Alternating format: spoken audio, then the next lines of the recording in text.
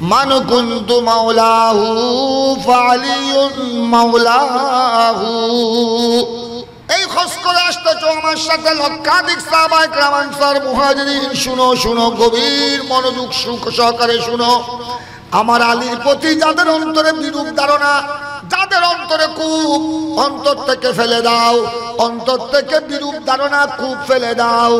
আমি যাদের মৌলা, আমি যাদের গুরু, আমি যাদের মৌলা অভিভাবক, আমার আলী তাদের মৌলা অভিভাবক।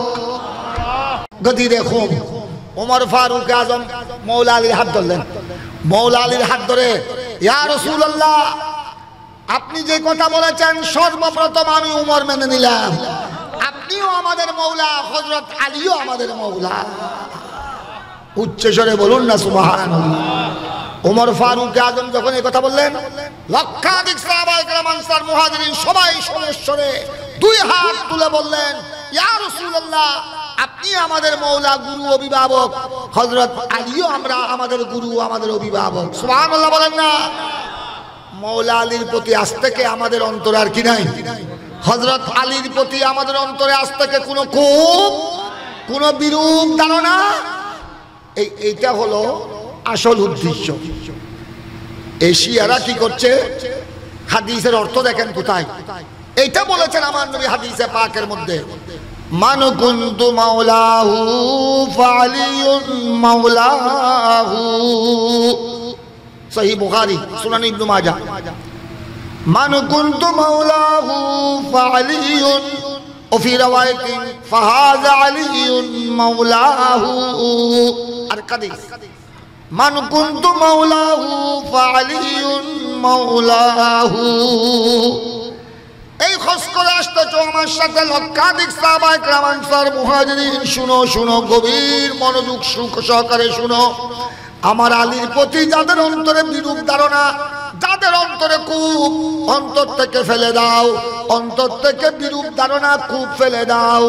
আমি যাদের মৌলা, আমি যাদের গুরু, আমি যাদের মৌলা অভিভাবক, আমার আলী তাদের মৌলা অভিভাবক। সবাই এই কথা মেনে নিলেন। ইয়া রাসূলুল্লাহ, আজ থেকে মৌলা আলীর প্রতি আমাদের অন্তরে কোনো খুব, যে কয়েকজনের অন্তরে একটু কি ছিল, একটু কুধারণা ছিল, ওটাও আমরা অন্তর থেকে কি করে দিলাম। সুবহানাল্লাহ বলেন না। এই হলো হজ থেকে বিদায়, হজ থেকে আসার পথে গদিরে হুমের মধ্যে এই হলো আমার নবীর হাদিস। আমার নবী সবাইকে কি করে দিলেন? মিলিয়ে দিলেন। সুবহানাল্লাহ বলেন না। আর কোন ঈদুল ফিতর, ঈদুল আযহা, ঈদে মিলাদুন নবী, আমার নবীর শুভাগমনের দিন, জুমার দিন, আরফাতের দিন, এগুলা যে ঈদের দিন, এর পিছনে কোরআন হাদিসের প্রমাণ। কিন্তু এটা যেটা আপনারা যেটা আমাকে বিষয়বস্তু দিয়েছেন, ঈদে গদিরে হুম, এটা হলো একমাত্র শিয়াদের আবিষ্কার।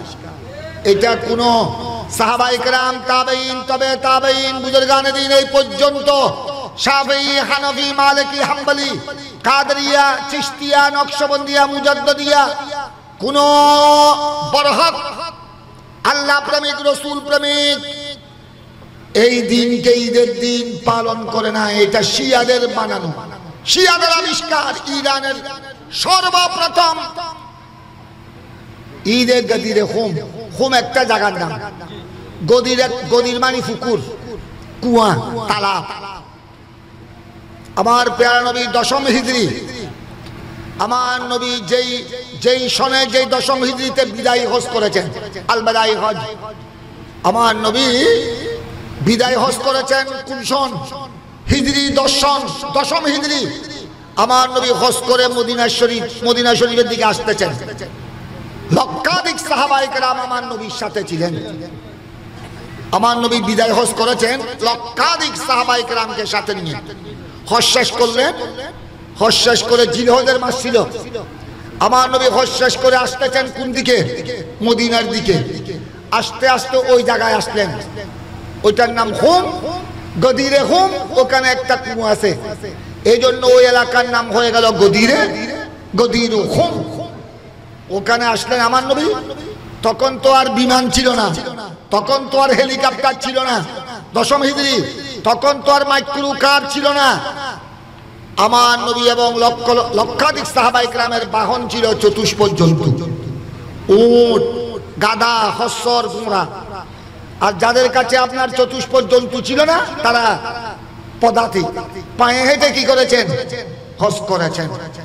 আমার নবী ওখানে এসে, যেহেতু অনেক সাহাবীর সওয়ারি নাই, বাহন নাই, অনেকে পায়ে হেঁটে আসতেছেন, হজও করেছেন পায়ে হেঁটে, আসতেছেন পায়ে হেঁটে। কিছু কিছু জায়গায় আমার নবী কি করেছেন? মঞ্জিল করেছেন। এটাকে আরবিতে মঞ্জিল বলে, অবস্থান, একটু আরাম করা, বিশ্রাম নেয়া। ওই জায়গায়ও আমার নবী মদিনা শরীফ থেকে মক্কা শরীফ আসার পথে এবং মদিনা হজ শেষ করে মক্কা শরীফ থেকে মদিনা শরীফ পৌঁছার পথে যে কয়েকটি জায়গায় মঞ্জিল করেছেন, অবস্থান করেছেন, কিছুক্ষণ আরাম করেছেন, তার মধ্যে একটা জায়গা হলো এটা। হজ করে আসার পর ওই স্থানে সাহাবায়ে কেরামকে নিয়ে আমার নবী কিছুক্ষণ কি করেছেন? যাত্রা বিরতি দিয়েছেন, একটু আরাম করেছেন, যেটাকে বলা হয় মঞ্জিল করেছেন। ওই স্থানে আমার নবী কিছুক্ষণ বসলেন। সাহাবায়ে কেরামকে লক্ষ্য করে আমার নবী মওলা আলী সম্পর্কে একটি হাদিস বললেন, মওলায়ে কায়নাত হযরত মওলা আলী মুশকিল কুশা রাদিয়াল্লাহু তাআলা আনহু সম্পর্কে। কারণ ওখানে ওই বিদায় হজের মধ্যে প্রায় সাহাবী ছিলেন, লক্ষাধিক সাহাবী ছিলেন, আনসার মুহাজিরিন। ওখানে ওরাও ছিলেন কয়েকজন সাহাবী যাদের সাথে মওলা আলীর সাথে একটু কি ছিল? বিরোধ ছিল, বিরোধ। হযরত মওলা আলী মুশকিল কুশা রাদিয়াল্লাহু তাআলা আনহুর সাথে কয়েকজন সাহাবীর কিছু বিষয়ে মতবিরোধ ছিল। ওনাদের অন্তরে মওলা আলীর প্রতি ভালো ধারণা ছিল না, অন্তরে খুব ছিল, খুব। এই ওনাদের অন্তর থেকে মওলা আলীর প্রতি তাদের অন্তরে যে বিরূপ মন্তব্য ছিল, বিরূপ ধারণা ছিল, এটাকে দূরীভূত করার জন্য, প্রত্যেকের অন্তরে হযরত আলী মওলা আলীর মোহব্বত সৃষ্টি করার জন্য আমার নবী বললেন, ওই গদিরে হুম ওই এলাকায়, এ আমার সাহাবীরা, আমি কি তোমাদের মওলা নই? মওলা শব্দ এসেছে, মওলা মানে অভিভাবক, মওলা মানে বন্ধু, মওলা মানে প্রিয়জন। আপনারাও আমাদেরকে মওলানা বলেন। আমাদের হুজুর মওলানা ওসিউর রহমান সাহেব এসেছেন, মওলানা আশরাফি সাহেব এসেছেন। আমরা ইমাম খতিব হুজুরদেরকেও কি বলি? মওলানা বলি। মওলানা মানে আমাদের মওলা, মওলা মানে অভিভাবক, অর্থাৎ আমাদের ধর্মীয় গুরু। ধর্মীয় গুরুকে কি বলে? মওলানা বলে, মওলা বলে। কারণ আমার নবী বললেন, সমস্ত 1,00,000 উপর সাহাবায়ে কেরামকে বললেন, আমি কি তোমরা সকলের মওলা, অভিভাবক, তোমাদের গুরু নয়? সবাই উচ্চস্বরে বললেন, আপনি আমাদের গুরু না হলে আর কে হবে? আল্লাহর পরে তো আপনার স্থান, আপনি রহমতুল্লাহ আলামিন, আপনি বিশ্ব নবী, আপনি সমস্ত নবীদের ইমাম। আপনি যদি আমাদের অভিভাবক না হন, কে হবে? আমরা সবাই স্বীকৃতি দিলাম আপনি আমাদের মওলা। এবার আমার নবী বললেন, যদি আমাকে মওলা মানো, আমার আলীকেও তোমরা মওলা মানো। কারণ আমি জানি তোমাদের কিছু নাম, আমার নবী বলছেন আমি নাম ধরছি না, কিন্তু তোমাদের কিছু কিছু আমার সাহাবীদের অন্তরে মওলা আলীর প্রতি কি বিরূপ মন্তব্য, বিরূপ ধারণা।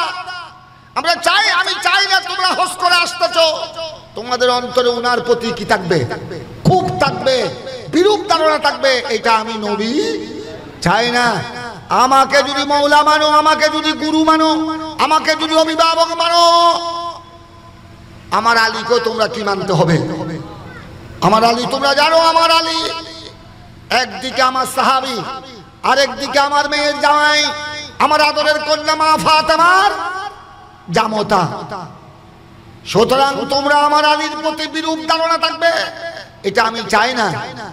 সবাই সর্বপ্রথম হযরত উমর ফারুক, সর্বপ্রথম হযরত উমর ফারুক আজম ওই বিদায় হজে সবাই ছিলেন।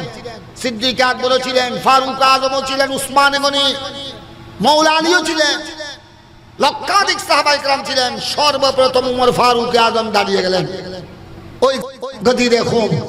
উমর ফারুক আজম মওলা আলীর হাত ধরলেন। মওলা আলীর হাত ধরে ইয়া রাসূলুল্লাহ, আপনি যে কথা বলেছেন সর্বপ্রথম আমি উমর মেনে নিলাম, আপনিও আমাদের মৌলা, হযরত আলীও আমাদের মৌলা। উচ্চস্বরে বলুন না সুবহানাল্লাহ। ওমর ফারুক আজম যখন এই কথা বললেন, লক্ষাধিক সাহাবায়ে কেরাম আনসার মুহাজিরিন সবাই সমস্বরে দুই হাত তুলে বললেন, ইয়া রাসূলুল্লাহ, আপনি আমাদের মৌলা, গুরু, অভিভাবক, হযরত আলীও আমাদের গুরু, আমাদের অভিভাবক। সুবহানাল্লাহ বলেন না। মৌলা আলীর প্রতি আজ থেকে আমাদের অন্তরে আর কি নাই? হযরত আলীর প্রতি আমাদের অন্তরে আজ থেকে কোনো ক্ষোভ, কোনো বিরূপ ধারণা, এইটা হলো আসল উদ্দেশ্য। এশিয়ারা কি করছে? হাদিসের অর্থ দেখেন কোথায়। এইটা বলেছেন আমার নবী হাদিসে পাকের মধ্যে, মান কুনতু মাওলাহু ফালিয়ুন মাওলাহু, সহিহ বুখারী, সুনান ইবনে মাজাহ। মান কুনতু মাওলাহু ফালিয়ুন ওয়া ফি রাওয়ায়াতিন ফাহাযা আলিয়ুন মাওলাহু। আর হাদিস, মান কুনতু মাওলাহু ফালিয়ুন মাওলাহু। এই খোঁজ করে আসতেছ আমার সাথে লক্ষাধিক সাহাবায়ে কেরাম আনসার মুহাজিরিন, শুনো শুনো, গভীর মনোযোগ সহকারে শুনো। আমার আলীর প্রতি যাদের অন্তরে বিরূপ ধারণা, যাদের অন্তরে কূপ, অন্তর থেকে ফেলে দাও, অন্তর থেকে বিরূপ ধারণা কূপ ফেলে দাও। আমি যাদের মৌলা, আমি যাদের গুরু, আমি যাদের মৌলা অভিভাবক, আমার আলী তাদের মৌলা অভিভাবক। সবাই এই কথা মেনে নিলেন। ইয়া রাসূলুল্লাহ, আজ থেকে মৌলা আলীর প্রতি আমাদের অন্তরে কোনো ক্ষোভ, যে কয়েকজনের অন্তরে একটু কি ছিল, একটু কুধারণা ছিল, ওইটাও আমরা অন্তর থেকে কি করে দিলাম। সুবহানাল্লাহ বলেন না। এই হলো হজ থেকে বিদায়, হজ থেকে আসার পথে গদিরে হুমের মধ্যে এই হলো আমার নবীর হাদিস। আমার নবী সবাইকে কি করে দিলেন? মিলিয়ে দিলেন। সুবহানাল্লাহ বলেন না। আর কোনো কোপ। এবার এটা তো হলো দশম হিজরি বিদায় হজের ঘটনা।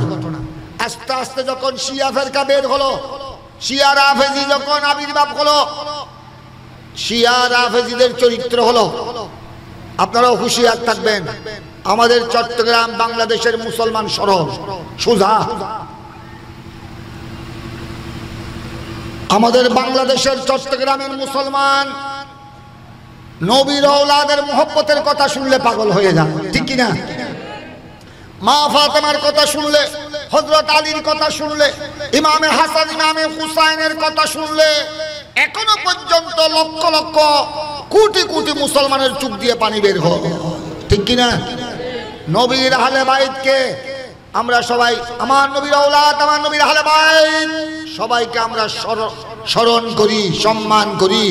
ওনাদের কদমের দুলি আমাদের মাথার তাজ, এটাই ঈমানের দাবি।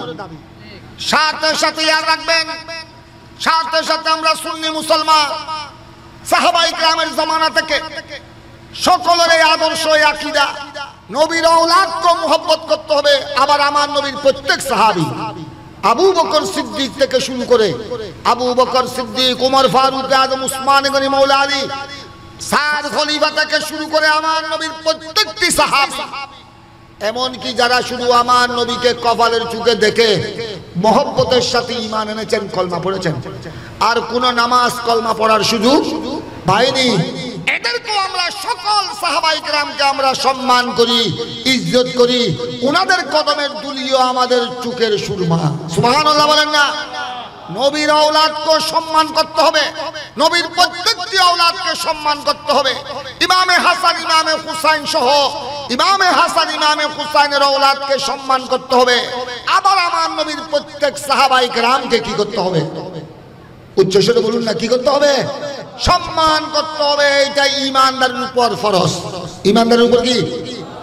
নবীর আহলে বাইতের শানে সমালোচনা করা হারাম, তদ্রূপ আল্লাহর নবীর যে কোনো সাহাবীর শানে সমালোচনা করা, কটূক্তি করা, বেয়াদবি করা কি হারাম।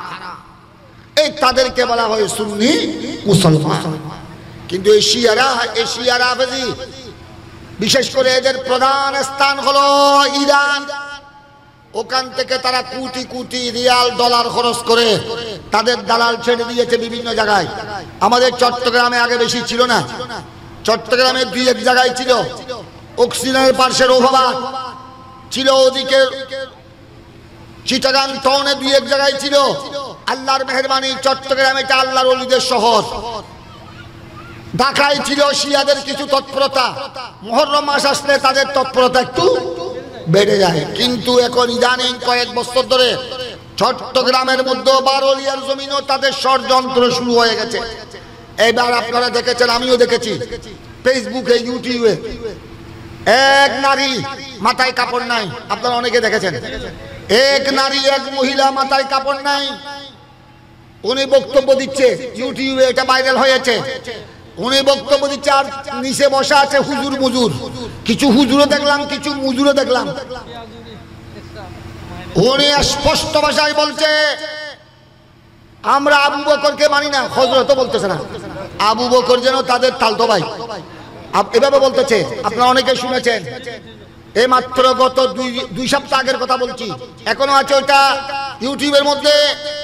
ওই মহিলা বলতেছে আবু বকরকে আমরা মানি না খলিফা, উমরকে আমরা খলিফা মানি না, উসমানকে আমরা খলিফা মানি না, এরা মুনাফিক ছিল, মুনাফিক, এরা স্বৈরাচার ছিল। নাউযুবিল্লাহ বলেন না। এই হলো শিয়ার রাফেজিদের পরিচয়। এরা নবীর আওলাদ, নবীর আহলে বাইতের মুহাব্বতের আড়ালে আমার নবীর সাহাবায়ে কেরামের শানে কি করে, কি করে, আহলে বাইতের শানে বিয়াদবি করা এটা যেরকম হারাম, আমার নবীর যে কোনো সাহাবীর শানে বিয়াদবি করা এটাও কি হারাম। এটা তাই আপনারা মনে রাখবেন, যারা নবীর আওলাদকে মানে মুহাব্বত করে আবার নবীর সাহাবীদের শানে বিয়াদবি করে, এরা হলো ডবল মুনাফিক। যারা সিদ্দিক আকবরকে মুনাফিক বলে, উমর ফারুক আজমকে মুনাফিক বলে, উসমান গনিকে মুনাফিক বলে, এরা কি মুসলমান থাকতে পারে? এরা হলো আসল মুনাফিক। খেয়াল রাখবেন, আমার কথা শেষ। এই এরা নাম দিয়েছে ঈদে গদিরে হুম, ওই ইরানের শিয়াদের টাকা খেয়ে, ইরানের শিয়াদের রিয়াল ডলার খেয়ে। এখন এবার তারা, আগে তো টাকা করতো, এবার আমাদের চট্টগ্রামও করেছে জিলহজের 18 তারিখ, এটা ওটা নাম দিয়েছে ঈদে গদিরে হুম। ওখানে তারা এই ইউটিউবের মধ্যে, অনলাইনের মধ্যে এটা ছেড়ে দিয়েছে যে একমাত্র খলিফা, আমার নবীর পরে একমাত্র খলিফা হযরত আলী, নবীর পরে একমাত্র খলিফার যোগ্যকে হযরত আলী। আল্লাহর নবী হযরত আলীকে খলিফা নির্বাচন করেছেন। আবু বকর আর উমর, উসমান এরা ষড়যন্ত্র করে আলীকে খলিফা নিযুক্ত করে নাই। আসল খলিফা ছিল হযরত আলী। হযরত আলী থেকে খলিফাগিরি, খেলাফত এরা ষড়যন্ত্র করে কেড়ে নিয়েছে। নাউযুবিল্লাহ বলেন না। অথচ এখানে আমাদের চেয়ারম্যান অ্যাডভোকেট মোহাম্মদ আব্দুর রশিদ দৌলতি, উনি একজন অ্যাডভোকেট, লয়ার। আরো আপনারা যারা শিক্ষিত সমাজ আছেন, আপনারা ইতিহাস পড়েছেন, ইসলামের ইতিহাস, ইসলামী জগতের মধ্যে আমার নবীর ইন্তেকালের পর 1 নম্বরের খলিফা আবু বকর সিদ্দিক, ঠিক কিনা? তারপরে উমর ফারুক আজম, তারপরে উসমানে গনির পরে হযরত আলী। একটু লক্ষ্য করেন, আর একটু ভালো করে লক্ষ্য করেন। হযরত মৌলা আলী এক সফরে বসরা আসলেন। বসরা বর্তমান যে বসরা হলো বাগদাদের একটা শহর, কুফা, কারবাল্লা। আমিও আপনাদের দোয়ায় কারবাল্লা জিয়ারত করেছি, আপনাদের দোয়ায় আমি কারবাল্লা ইমামে হুসাইনের জিয়ারত, ইমামে আলী আকবর, ইমামে আলী আসগর, কারবাল্লার শহীদগণের জিয়ারত করেছি। আমার এই কপালের চুকে দেখেছি, আলহামদুলিল্লাহ বলেন না। আমার সাথে আমার উস্তাদ আল্লামা শেরে মিল্লাত নঈমি হুজুর ছিলেন। আপনারা গৌসিয়া কমিটির ভাইদেরকে বলছি, আমার ওই সফরে, বাগদাদের সফরে, কারবাল্লার সফরে, আমাদের বর্তমান গৌসিয়া কমিটির কেন্দ্রীয় চেয়ারম্যান, গৌসিয়া কমিটি বাংলাদেশের কেন্দ্রীয় চেয়ারম্যান আলহাজ পিয়ার মোহাম্মদ কমিশনার সাহেব ছিলেন। আরেকজন মাইজবান্ডারের আওলাদ হযরত রফিক উদ্দিন আল হাসানি। আমরা চারজন ছিলাম চট্টগ্রামে। আমরা প্রায় 25-26 জন কাফেলা ছিলাম, বাকিরা ঢাকার। কথা বুঝেছেন? তারপর শুনান এই কারবাল্লা, কুফা, নজব, বসরা, মুসেল, এগুলি বগদাদের এক একটা শহরের নাম। হযরতে মৌলা আলী বসরায় আসলেন এক সফরে। বসরার এক জ্ঞানী গুণী উনাকে প্রশ্ন করলেন, হুজুর, আই হযরত আলী, আই মৌলা আলী, আমি বাস্তব কথা জানি না, আপনাকে পেয়েছি সেই জন্য আপনাকে প্রশ্ন করছি। আমি কোন মহল থেকে শুনেছি, কোন ব্যক্তি বিশেষ এখানে এই কথা বলছে, আল্লাহর নবী রাসূল পাক সাল্লাল্লাহু আলাইহি সাল্লাম নাকি আপনাকে খলিফা নিযুক্ত করেছেন, কিন্তু হযরত আবু বকর আর হযরত ওমর ফারুক আপনাকে খলিফা হতে দেয় নাই। ওনারা ষড়যন্ত্রমূলক ওনারা আগে খলিফা হয়ে গেছেন। আপনাকে খলিফা না বানিয়ে ওনারা ইসলামের প্রথম দ্বিতীয় খলিফা হয়ে গেছেন। এটা আমি এখানে শুনতেছি, তবে বাস্তব জ্ঞান আমার কাছে নাই, সেই জন্য আপনাকে জিজ্ঞাসা করছি। সাথে সাথে হযরত মৌলা আলী উত্তর দিলেন, এই কথা যে বলেছে মিথ্যা বলেছে, মিথ্যা বলেছে, মিথ্যা বলেছে। আবু বকর সিদ্দিক উনি ইসলামী জগতের প্রথম খলিফা, এটা আমি আলীও মেনে নিয়েছি। আমার নবীর ইন্তেকালের পর সমস্ত সাহাবায়ে কেরাম, মদিনাবাসী, আনসার, মুহাজিরিন সবাই মিটিং মশওয়ারা করেছে। 3 দিন পর্যন্ত সল্লাহ পরামর্শ হয়েছে। সকলের ঐক্যমতে আবু বকর সিদ্দিক খলিফাতুল মুসলিমিন হয়েছে। সবাই মেনে নিয়েছে। ওই বৈঠকে আমিও ছিলাম, আমিও মেনে নিয়েছি। 2 নম্বর, এবার দ্বিতীয় খলিফা হযরত আবু বকর সিদ্দিক 2 বছরের বেশি খেলাফতের দায়িত্ব পালন করেছেন। তিনি অসুস্থ হয়ে পড়লেন। তিনি অসুস্থ হওয়ার পর সকল সাহাবী উপস্থিত যারা ছিলেন, বড় বড় সাহাবী, আনসার, মুহাজিরিন, ওদের সেখানে আমি আলীও ছিলাম। আবু বকর সিদ্দিক বললেন আমাদের সাথে পরামর্শ করে যে তোমরা কি বলো? আমি চাই আমার ইন্তেকালের পর, আমার সময় হয়তো আর বেশি নাই, আমি চাই আমার ইন্তেকালের পরে মুসলিম জাহানের খলিফা হবে উমর ফারুক আজম, ওমর ইবনুল খাত্তাব। তোমাদের কি পরামর্শ? ওদের সবাই আবু বকর সিদ্দিকের পরামর্শ অনুযায়ী আবু বকর সিদ্দিকের ইন্তেকালের পর ওমর ফারুক আজমকে কি নির্বাচন করলেন, খলিফা মনোনীত করলেন। আমিও একমত হয়ে গেলাম। সুবহানাল্লাহ বলেন না? এইবার আসলো হযরত ওমর ফারুক শহীদ হওয়ার পর, ওদের এখন খলিফা কে হবে? অধিকাংশ সাহাবী মত দিলেন, অধিকাংশ সাহাবী মত দিলেন এবার চতুর্দিক দিয়ে উপযুক্ত উসমানে যুন্নুরাইন।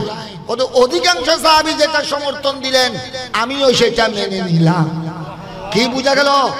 হযরত আলীর আগে কয় খলিফা? 3 খলিফা, সিদ্দিক আকবর, উমর ফারুক আর উসমান গনি।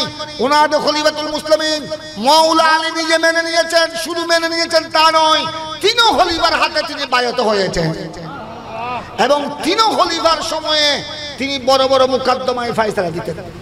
জটিল জটিল বিষয়ে হযরত আলী রাদিয়াল্লাহু তাআলা সিদ্দিক আকবরের পরামর্শ অনুযায়ী, উমর ফারুক আজমের পরামর্শ অনুযায়ী, উসমান গনির পরামর্শ অনুযায়ী জটিল জটিল সমস্যায় তিনি কি দিতেন?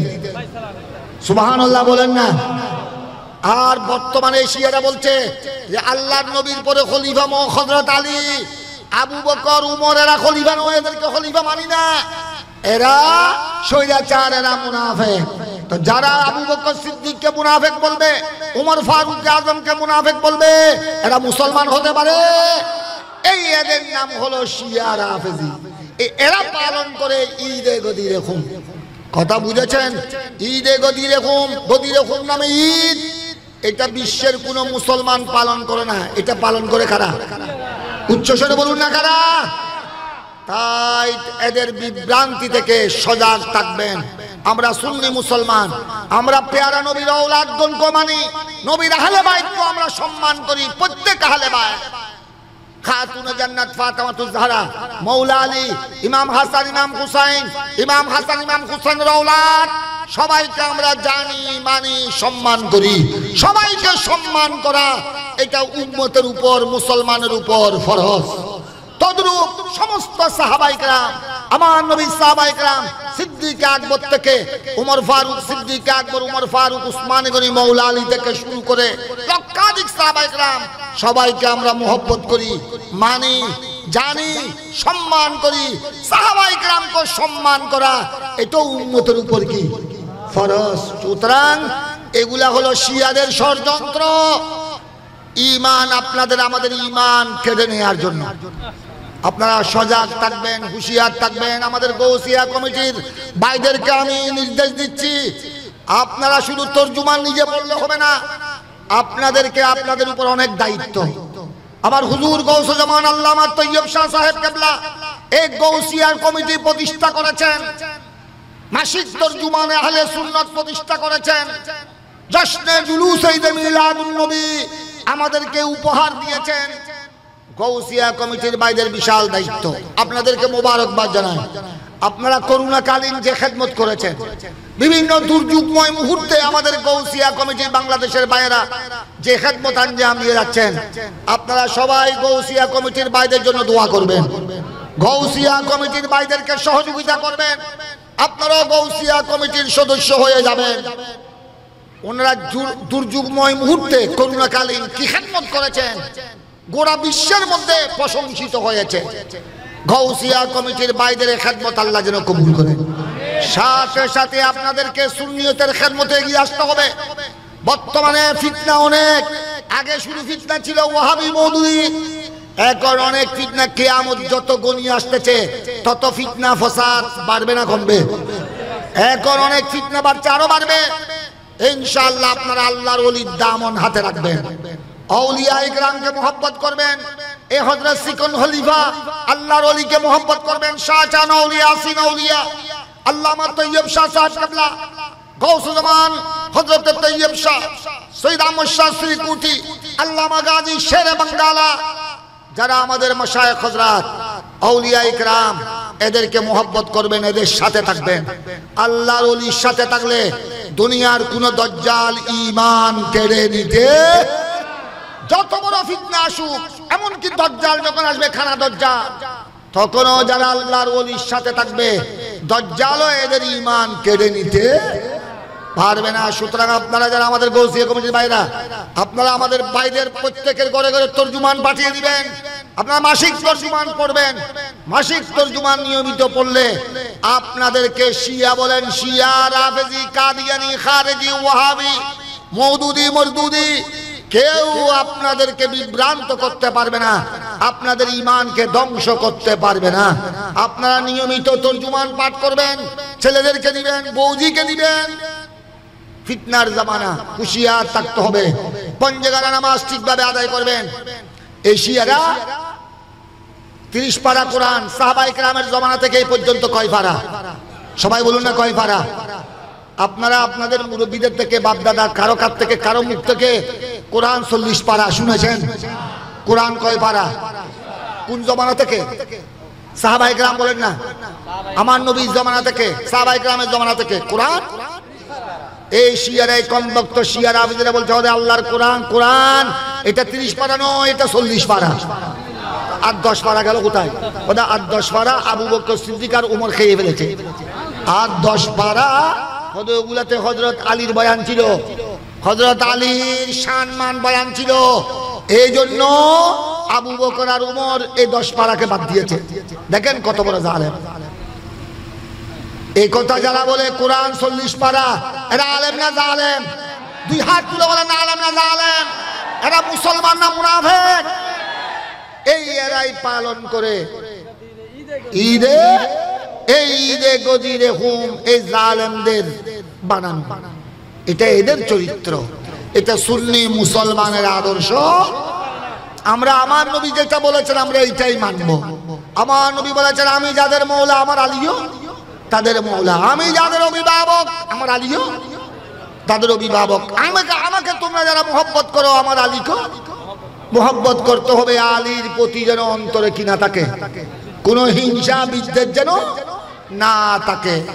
আমরা সেজন্য সৈয়দনা আবু বকর সিদ্দিককে মানি, ওমর ফারুক আজমকে মানি, উসমান গনিকে মানি, মাওলা আলীকে মানি। এবং শুধু মানি তা নয়, ওনাদের কদমের দুলি আমাদের মাথার তাজ, ওনাদের কদমের দুলি আমাদের সুখের সুরমা।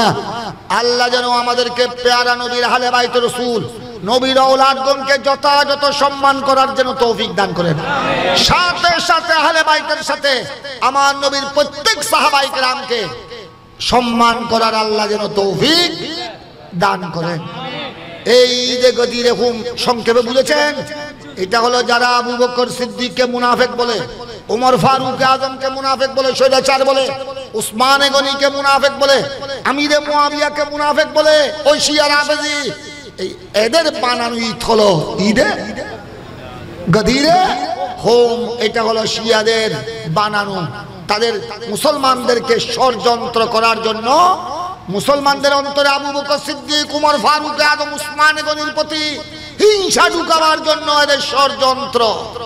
আল্লাহ যেন এই ষড়যন্ত্র থেকে, সকল বাতিল ফেরকার ষড়যন্ত্র থেকে, জাহান্নামী দল উপদলের ষড়যন্ত্র থেকে আল্লাহ যেন সরল প্রাণ মুসলমানের ঈমান আকীদা আল্লাহ যেন হেফাজত করেন।